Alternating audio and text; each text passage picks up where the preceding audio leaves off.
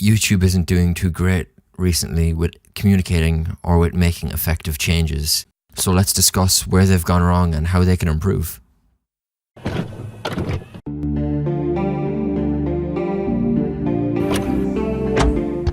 So, as I'm sure many of you heard, there was a shooting at the YouTube headquarters in California, and thankfully no one was killed. There was a couple injured. I think it was about 4 injured last time I checked, and the only fatality was the shooter.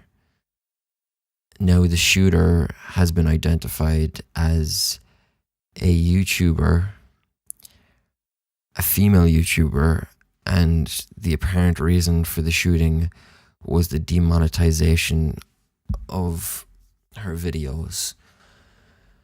Now, that is a disgusting reason to shoot up the YouTube headquarters when the people there have no control over what's happening. The fact that this woman went and said, you know what, my videos got demonetized, I'm going to kill people who work at YouTube. It baffles me. It really does, and I don't see how this could happen. Like, I saw on Twitter, there was a lot of people joking about, oh, this is the last time you demonetized one of my videos. And then it came out about this, and I didn't believe it. I couldn't believe it. This is a stupid reason to try and take human lives. It's stupid. Like, if anyone actually agrees with this person, get yourself checked into a mental hospital. It's retarded. It just blows my mind how stupid some people can be. So I just want to say, before continuing this video, I hope everyone at the YouTube headquarters and anyone working for YouTube is okay. I wish them all the best and a speedy recovery. And yeah, let's get on with the video. So I actually had this video recorded, and I re-recorded it because I was bashing really hard on YouTube, and I don't think that it's I don't think that it's a good video in light of recent events. Like, it's okay to bash YouTube and all that, but at the moment it's a video made in poor taste, so I had to completely reshoot all this. As I'm sure a lot of you will know, there was a live stream done where a lot of the engineers at YouTube were answering a lot of questions, and one of the questions that came up was the notification system on YouTube. Now, a lot of people were outraged by the response that came out, and I can see why, because it was very poorly worded. And I can see why, because it was very poorly worded. What they had said was that they don't notify all YouTube subscribers of live streams going live, but they also kind of mentioned videos as well. So they had said that they use an algorithm to determine who's the most active, and that they get the notification of the live stream. And I believe they also said video in the clip, but they backtracked a bit and they released a video on Creator Insider. I'll leave a link in the top right corner as a card, so if you want to go check out that video, check it out. What they basically said was, sub boxes aren't affected, it's only notifications. And if you hit the bell icon, that everyone gets notified, and they notify the most active without having the notification bell rung. They also mentioned a time when they actually had notifications on for every upload and every live stream, and what they noticed in the short-term period was that a lot of more views were coming in, so that meant a lot more ads were being played and they were making more money. But what they noticed in the long term was there was a lot of people unsubbing from channels because they didn't want to see every single post and every single live stream from that person. So in the long term, it was reducing the subscriber count, and that eventually would have reduced the view count, so it was bad in the long run. Now, this is the information that should have went out on the live stream, but in live streams, a lot of things can happen, a lot of mistakes can be made, and I can understand where YouTube is coming from. But they barely touched on the fact of sub boxes and the sub boxes being broken. And this isn't the first time that it's happened, and this isn't the only problem that's happening with subscriptions. There have been cases where people have been unsubscribed from channels when they have been watching the videos actively. There's been cases where people have been subscribed to channels that they never subscribed to and they don't watch the videos actively. There was the case where the Logan Paul video of him coming back after the suicide forest got notified to pretty much everyone on YouTube, and I got notified as well. I have watched 2 videos of Logan Paul, and it was when my cousins were over. After that, I haven't watched a video on his channel. I've watched videos about him. I haven't watched videos on his channel. So a lot of these problems are happening a lot with the subscriptions on YouTube, and I think that there's no real way to slowly fix the small problems. I think what they need to do is they need to really do a whole rework of how the notifications and the sub boxes work. If you're subscribed, every video should go to your sub box, and then maybe notifications, maybe the videos that are picking up a lot of traction could be a good way to notify people, because usually if a lot of people are watching it, it's going to be a good video. So then that'd be a good reason to notify a lot more subscribers, even if they don't have the bell icon pushed.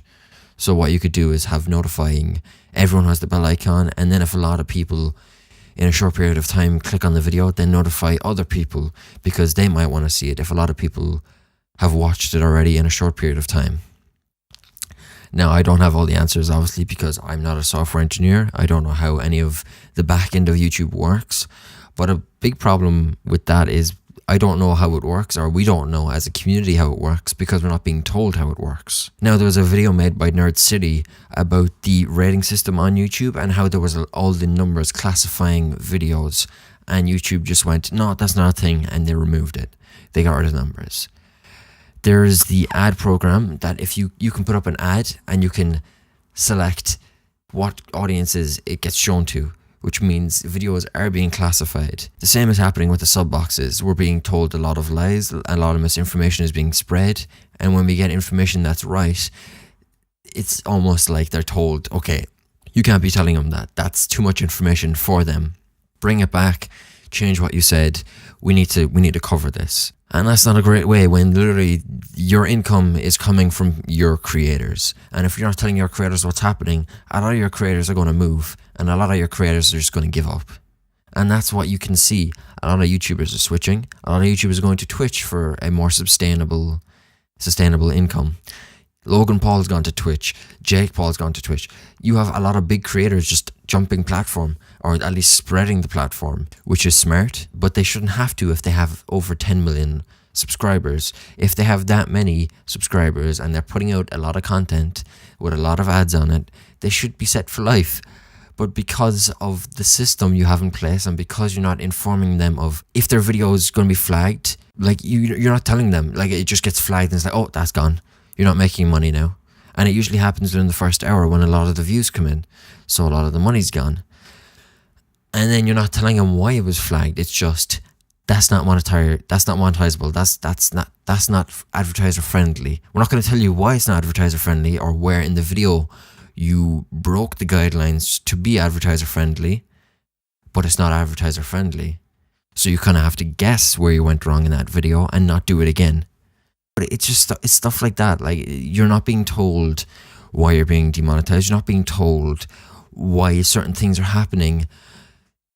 It's like if your employer told you, let's say you're working at a grocery store and suddenly your pay went down. Like, let's say you're on €10 an hour and your pay went down to $9.50 an hour, and you're asking, why did it go down? And he's like, oh, you just weren't doing a good job this month. And it's like, you ask him, well, can you have another look at the jobs I did this month? Can you just double check, because it's my life, it's my income, I need to live on this.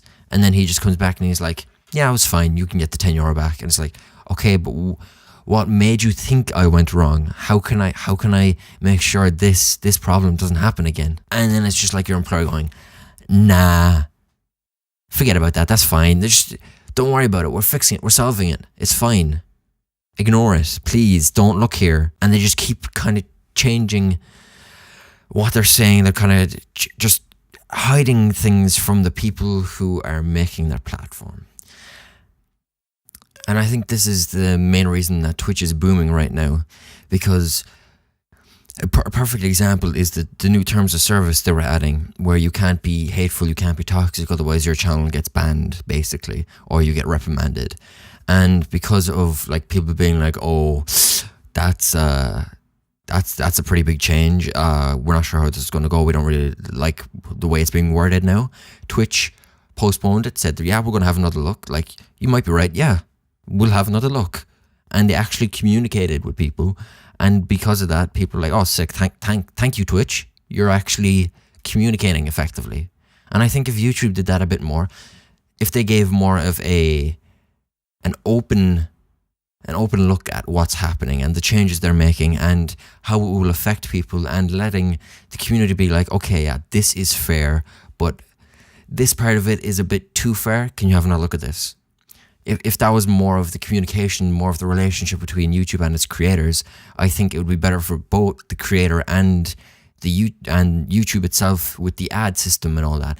I don't think a lot of the problems that happened with YouTube would have happened if there was better communication between the creators and YouTube and the advertisers, for that matter.